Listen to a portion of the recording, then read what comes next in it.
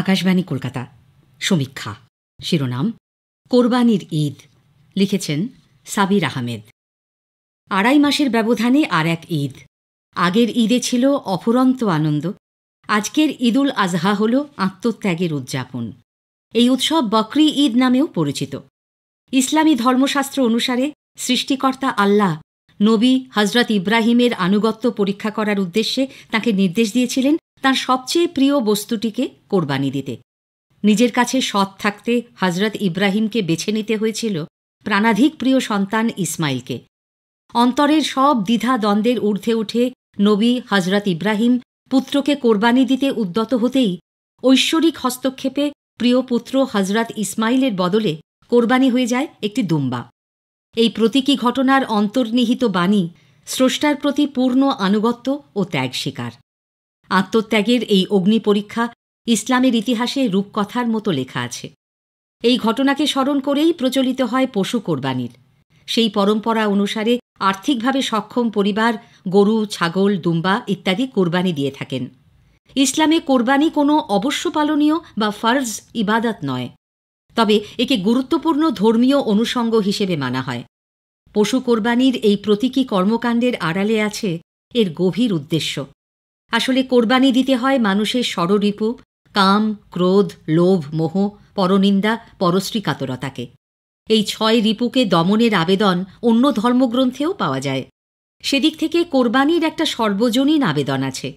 কাজী নজরুল ইসলাম কোরবানি কবিতায় লিখেছেন, ওরে হত্যা নয় আজ সত্যাগ্রহ শক্তির উদ্বোধন। অর্থাৎ কোরবানি কেবল ভুরিভোজের জন্য নয়, পশু হত্যার উৎসব নয়। এর মর্মমূলে রয়েছে সত্যানুসন্ধান আর মানবিক শুদ্ধতা প্রতিষ্ঠার আহ্বান। কোরবানি শব্দের আরও একটা ব্যাপকতা আছে। ব্রিটিশ সাম্রাজ্যের পরাধীনতা থেকে দেশবাসীকে মুক্ত করতে নেতাজি সুভাষচন্দ্র ইত্তেহাদ, ইতমাদ আর কোরবানিকে মন্ত্র করেছিলেন। দেশের স্বাধীনতা অর্জনও হাজার হাজার মানুষের কোরবানির ফল। যাদের সামর্থ্য আছে তারা পশু কোরবানি করেন, তবে এই ধর্মীয় ব্যবস্থার মধ্যেই নিহিত আছে এর সামাজিক প্রাসঙ্গিকতা। কোরবানির অন্যতম একটি শর্ত, পশুর মাংস কেবল পরিবারের আহারের জন্য নয়, সমানভাবে দরকারে দাঁড়িপাল্লা ব্যবহার করে ৩ ভাগে ভাগ করতে হবে মাংস। ১ ভাগ গরিব দুঃখীকে বিলিয়ে দিতে হবে, আর ১ ভাগ রাখতে হবে আত্মীয় স্বজন ও প্রতিবেশীদের জন্য, আর শেষ ১ ভাগ নিজে খাবার জন্য। গরিবের জন্য মাংস ধনীর দান নয়, বরং তার প্রাপ্য অধিকার।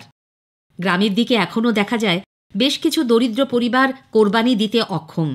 এই কটা দিন তাদের বাড়িতে পুষ্টির মহা আয়োজন। অন্যদিকে শহরে আর্থিক সচ্ছলতার কারণে অনেক মানুষ কোরবানির আয়োজন করে। ফলে শহর আর গ্রামের বহু গরিব মানুষ এই সময়টায় শহরে দিন যাপন করেন। এই ভিড়ে অমুসলিমদেরও দেখা যায়। শহরে মাংস জোগাড় করে তাঁরা ফিরে যান বাড়ি। এর মধ্যে দিয়ে তৈরি হয় সৌহার্দ্যমূলক সম্পর্ক আর যোগাযোগ। বেশ কয়েক বছর ধরে কোরবানির ঈদকে ঘিরে এক নতুন ব্যবস্থার আয়োজনও চোখে পড়ছে। বাজারে দ্রব্যমূল্য ক্রমবর্ধমান।